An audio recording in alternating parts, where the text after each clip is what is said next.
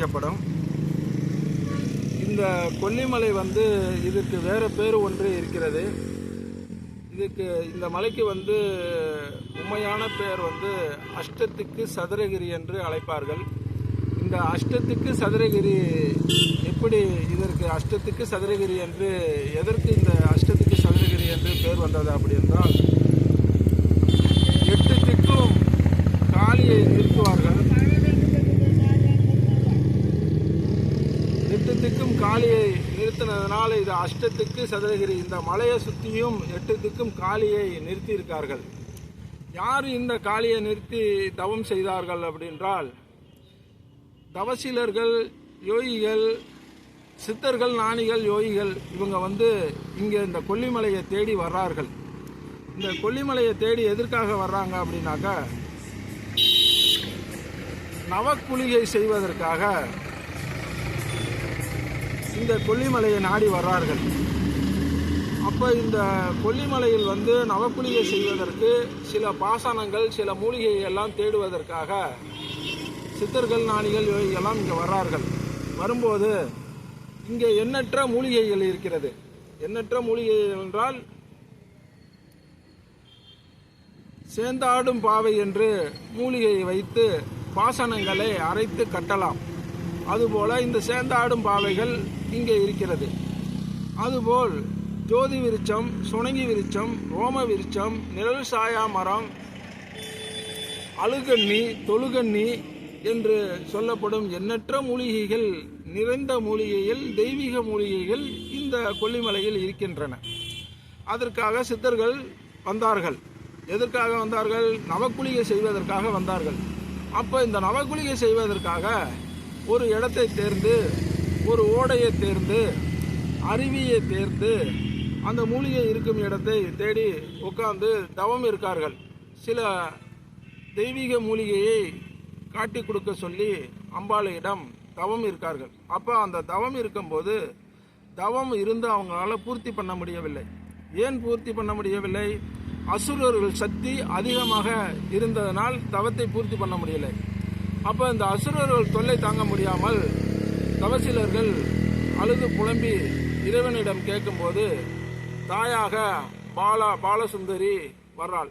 அப்போ வந்து பாலசுந்தரியாக வர்றது யாருன்னா பாலா வர்றா. அப்போ பாலசுந்தரி வந்து, என்னை பாவையாக பிடித்து வைத்து நீங்கள் தேடும் பொருளை நீங்கள் கண்டு கொண்டு நவக்குளிகை செய்யலாம்ப்பா அப்படிங்கும்போது, சித்தர்கள் சேர்ந்து பாவையாக பிடித்து வைத்ததனால்தான் கொல்லிப்பாவை. அந்த கொல்லிப்பாவையை பிடித்து வைத்ததனால் அசுரர்களை கொன்று குவித்தாள்.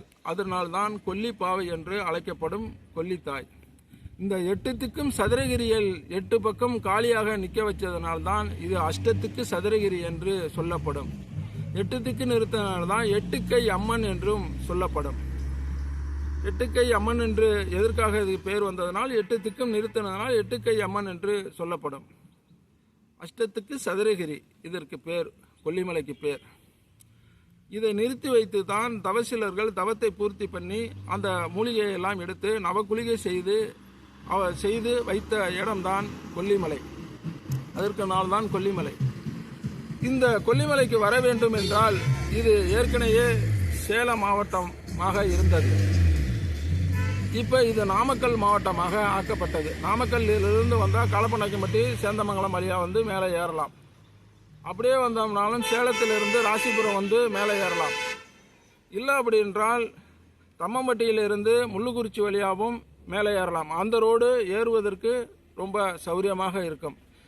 இந்த களப்பநாயக்கம்பட்டி வழியாக ஏறும்போது இந்த ரோடு 74 கொண்ட ஊசி வளைவுகள் உள்ள இடம். இதில் 34வது பெண்டில் இருந்து தான் நான் இப்போ பேசிக்கொண்டு இருக்கேன். கரணம் தப்பினால் மரணம் என்று சொல்லப்படும் இந்த 74 கொண்ட ஊசி வளைவுகளிலும் மேலே ஏறி வந்தால்தான் அறம்பலத்த நாயகி அறப்பள்ளீஸ்வரர் கோயிலை பார்க்கலாம்.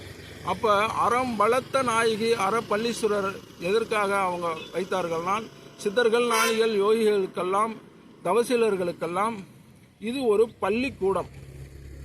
அறம்பலத்த நாயகி அறப்பள்ளீஸ்வரர் என்றால் அந்த இடத்தில் தவம் இருந்தால் தவம் பூர்த்தி ஆகக்கூடிய இடம்தான் அறம்பலத்த நாயகி அறப்பள்ளீஸ்வரர். பள்ளி என்றால் பள்ளிக்கூடம்.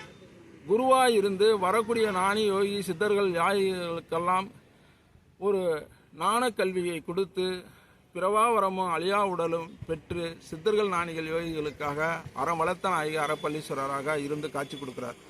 அதுக்கு கீழ்ப்புறம்தான் 18 சித்தர்கள் குகைகள் கீழே இருக்கிறது. எண்ணற்ற சித்தர்களும் ஞானிகளும் யோகிகளும் வாழக்கூடிய அந்த ஓடையில் அருவியில் ஆகாச கங்கை நீர்வீழ்ச்சிக்கு கீழ்தான் எல்லா சித்தர்களும் இருக்கார்கள். அதேபோல் 7 குன்றிலும் உயர்குன்றில் இருப்பேன் என்று மாசி பெரியண்ணசாமி அங்கே இருந்து எல்லா தெய்வங்களுக்கும் காவல் தெய்வமாக இருந்து மாசி பெரியண்ணசாமி அங்கே காத்து கொண்டு எல்லாத்துக்கும் காவல் தெய்வமாக இருக்கார். அதுபோல இந்த கொல்லிமலையில் எண்ணற்ற மூலிகைகளும் இருக்கிறது, எண்ணற்ற தெய்வங்களும் இருக்கின்றது. இதை வரும் அடியார்கள் இதை எதை கண்டு எப்படி தவத்தை பூர்த்தி பண்ணி முதல் வந்தாலே இந்த கொல்லிமலைக்கு எட்டுக்கையம்மன் கொல்லிப்பாவையை தரிசனம் பெற்று அதுக்கப்புறம்தான் அடுத்த இடமெல்லாம் நாம் சென்றோம் என்றால் சென்ற இடமெல்லாம் சிறப்பாக இருக்கும். அதுபோல இந்த கங்கை ஆகாச கங்கை என்பது நம்மளுடைய பாவம் சாபம் கர்மா முப்பினிகளும் நீக்கக்கூடிய ஆகாச கங்கை நீர்வீழ்ச்சியில் நம்ம குளித்துவிட்டு அம்மா எட்டுக்கையம்மாவை தரிசனம் பண்ணி கொண்டு அறமளத்த நாயகி அறப்பள்ளீஸ்வரரை தரிசனம் பெற்று மாசி பெரியண்ணசுவாமி கருப்பண்ணசுவாமி நம்மளுக்கு காவல் தெய்வமாக இருப்பார், காவல் தெய்வமாக இருந்து பெற்று இந்த கொல்லிமலையில் வரும் அடியார்களும் பக்தர்களும் பெற்று நான் பெற்ற இன்பம் இந்த வையகமே பெறட்டும் என்று இன்று போல் என்றும் இன்றைய ஆடி 18 இந்த 18ஆம் பெருக்கு என்று இந்த இடத்தில் எல்லா தரிசனங்களும் கிடைக்கட்டும். இந்த உலக மக்களுக்கும் நல்ல ஒரு ஆசீர்வாதம் கிடைக்கட்டும்.